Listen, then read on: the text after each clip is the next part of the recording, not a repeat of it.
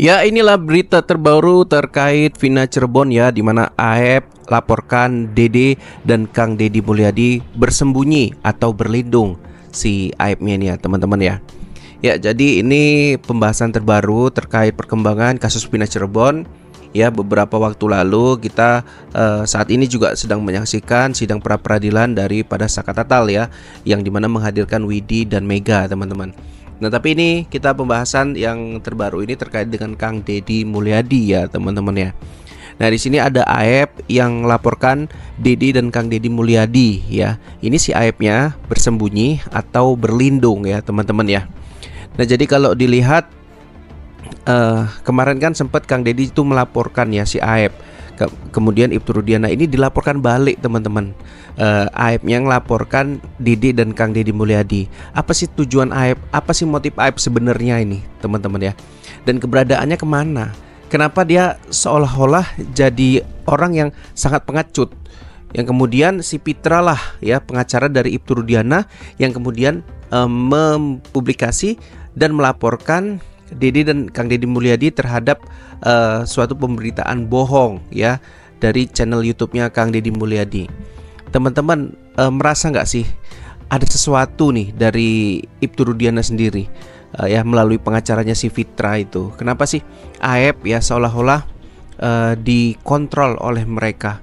Nah, tapi dikontrolnya ini nanti ujung-ujungnya takutnya ya malah si Aepnya ini jadi korban gitu loh. Itu yang ditakutkan ya. Dia bersembunyi atau berlindung. Selama ini kita melihatnya bersembunyi. Ternyata tiba-tiba dia membuat laporan terhadap Kang Deddy dan Deddy. Nah, ini berarti kan dia berlindung, bukan bersembunyi ya.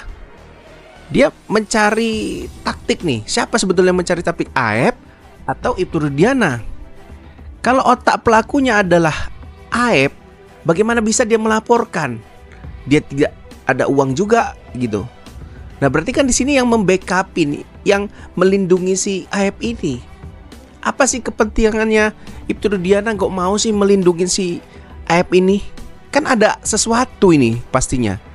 Nggak mungkin nggak ada sesuatu. Ya, Ibtu Rudiana mau ya mengeluarkan uang ya, menyewa pengacara yang pasti tidak murah teman-teman ya. Kemudian melindungi si Aep. Untuk apa? Aep ini kan pelapor gitu. Ya, saksi. Kenapa Ibtu Rudiana mau itu membackupinya? Ya karena itu tadi skenarionya dari kedua orang ini kemungkinan besar. Ya teman-teman ya. Oke, selanjutnya ya teman-teman. Ayah Aep bertemu Kang Deddy, tunjukkan kedekatan, terbongkar sang ayah berbeda dengan anaknya si Aep. Ya teman-teman, seperti diketahui ya, di sini ayah Aep ya itu bertemu teman-teman dengan Kang Deddy Mulyadi, ramah, dekat gitu, akrab, hangat. Itulah yang bisa terlihat dari mata netizen ketika bertemunya sosok ayah Aep bersama Kang Deddy Mulyadi. Nah, sempat ada perdebatan ya dari Elsa, pengacaranya si siapa ini. Katanya adanya intimidasi, adanya sesuatu hal yang dilakukannya enggak gitu. Ya, lihat aja lah Bu Elsa ya, di channelnya Kang Deddy ini normal saja gitu. Nggak ada yang aneh. Kedekatan antara seseorang warga ya, sesama orang Cirebon, sesama orang Sunda, biasa saja, normal saja gitu ya. Nah, makanya di sini ya, watak ayah Aep berbeda dengan si Aepnya anaknya, yang mungkin di sini terpengaruh ya oknum-oknum tertentu yang kemudian mungkin mencuci otak si Aep. Ya, padahal Kang Deddy sudah meminta Aep, ayo muncul. Ya, saya mau minta keterangan kamu. Tapi karena Aep ini kunci yang sangat riskan sekali, yang sangat sensitif sekali, ketika dia mengaku maka habislah ya. Sesuatu hal yang sudah diputuskan dari peradilan, 7 terpidana juga bisa gugur ya. Saka juga bisa gugur. Jadi Aep ini sangat riskan. Apakah memang Aep ini sama seperti bapaknya sebetulnya, jujur ya, baik ya, tapi karena adanya oknum yang sengaja ingin menginginkan sesuatu daripada saya, makanya dia berubah. Wallahu alam ya. Yang pasti ya, di sini kita diperlihatkan ayah Aep yang cukup ramah dan sangat friendly ya bersama Kang Deddy Mulyadi. Luar biasa ya teman-teman. Bahkan di situ ditawari pekerjaan juga ya, ditawari tempat tinggal, makan dan lain-lainnya gitu. Oke, selanjutnya ya teman-teman, Rudiana minta disumpah pocong netizen. Dia berani kalau yang meninggal beneran anaknya. Ya ini dari netizen ya, bahwasanya berani nggak sih Ibtu Rudiana ini disumpah pocong gitu. Loh, kalau berani ya berarti benar anaknya meninggal dunia. Tapi dengan sampai saat ini ya, dia nggak berani, dianggapnya yang meninggal itu bukan anak Ibtu Rudiana. Lantas siapa yang meninggal itu? Ya gara-gara sumpah pocong aja teman-teman, netizen itu bisa menjabarkan seperti itu. Ya, Ibtu Rudiana ya saat ini seperti kita ketahui sudah muncul ya ke media. Ya, dengan kondisi dia sedih berada di makam anaknya Eki yang kemarin sempat diisukan dijaga oleh sosok lelaki yang bernama Rana. Ya, apakah Ibtu Rudiana saat ini muncul ke media ada tujuan tertentu? Katanya munculnya Ibtu Rudiana ini terkait dengan adanya kode etik di kepolisian karena dia masih polisi aktif. Tapi kenapa sekarang muncul? Kenapa nggak sama-sama muncul? Apakah berbeda kode etiknya? Nah itu dia teman-teman ya. Oke, untuk sumpah pocong untuk Pak Ibtu Rudiana, ya banyak netizen juga beranggapan ngapainlah melakukan seperti itu. Ada juga beranggapan untuk melihat ya keseriusan dari Ibtu Rudiana, apa salahnya melakukan sumpah pocong. Nah seperti itu ini tanggapan netizen. Nah selanjutnya ya teman-teman ya, Kang Deddy makin banyak musuh gara-gara kasus Pina. 1 ada Ibtu Rudiana, 2 ada Aep, 3 Bu Widya, 4 Hotman Paris. Nah ini teman-temannya Ibtu Rudiana jelas ya menjadi musuh, dianggap musuh ya, walaupun Kang Deddy mungkin nggak berpendapat seperti itu ya, tapi karena laporan Kang Deddy terkait Ibtu Rudiana mungkin ini yang menjadi menyulut emosi. Diberi waktu 3 kali 24 jam tapi tidak ada respon ya dari Kang Deddy untuk meminta maaf ya. Respon ada, tetapi bukan yang diharapkan sama Ibtu Rudiana dan pengacaranya. Ya, jadi Ibtu Rudiana ini bisa dibilang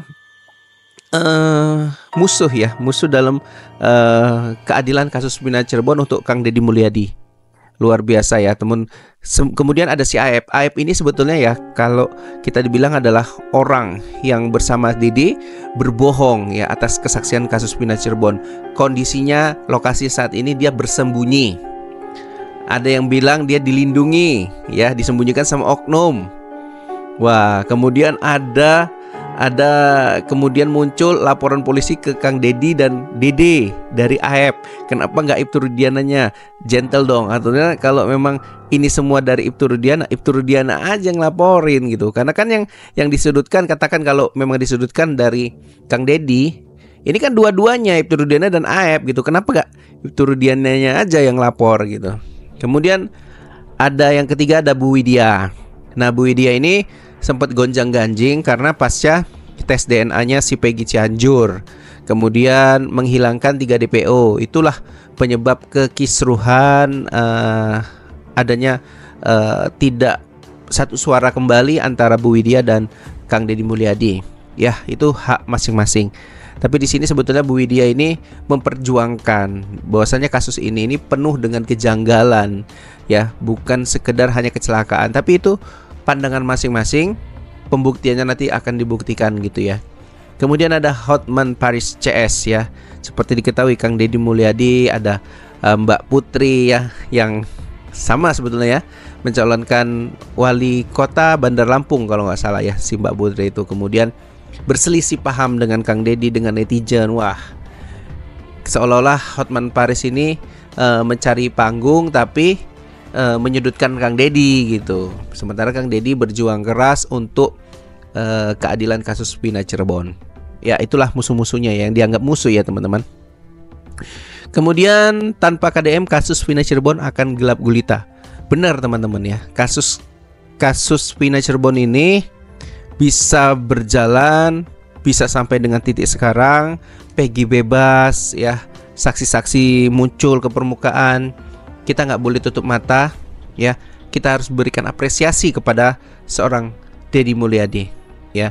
Beliau telah menyatakan dirinya adalah masyarakat biasa. Beliau saat ini telah mengundurkan diri dari kursi DPR ya, dan digadang-gadang menjadi calon gubernur. Itu sah-sah saja bagi seluruh rakyat dan masyarakat di Indonesia. Kalau ada tunggangan politik, monggo. Kalau ada banyak suaranya, monggo nyalonkan diri. Itu sah-sah saja.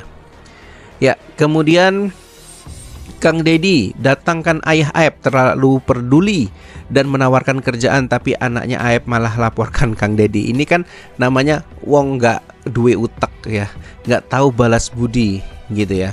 Kang Deddy hadir untuk meluruskan ya, tapi si Aep malah melaporkan. Ya gitu ya, tapi nggak masalah ya. Kalau terbukti mungkin Aep meyakinin Kang Deddy ini hoak, sama-sama ya diselidiki siapa yang sebenarnya hoak. Dede ini teman Aep yang bersaksi bahwasanya Aep yang melakukan kesaksian bohong itu karena dia ingin balas dendam kepada 7 terpidana karena pernah memukulin mereka. Ya, ini dari si Dede ya. Jadi ada lagi dari Liga Akbar, banyak sekali saksi-saksi yang nantinya pasti akan menyudutkan Aep. Tapi ingat Aep, jangan-jangan kamu jadi korban juga nantinya. Ya. Kamu ngikutin skenario oknum gitu kan, kamu sendiri nanti yang kena gitu. Bagusan ya. Yuk datang Kang Deddy, apa maksud tujuannya kamu melakukan kesaksian bohong, kemudian siapa yang menyuruh kamu melaporkan Kang Deddy dan lain-lain. Itu pasti bisa dibantu oleh Kang Deddy sendiri ya. Karena memang kasus ini nggak semudah yang dibayangkan, rumit, pelik gitu ya. Oke, mungkin kita lanjut di part berikutnya.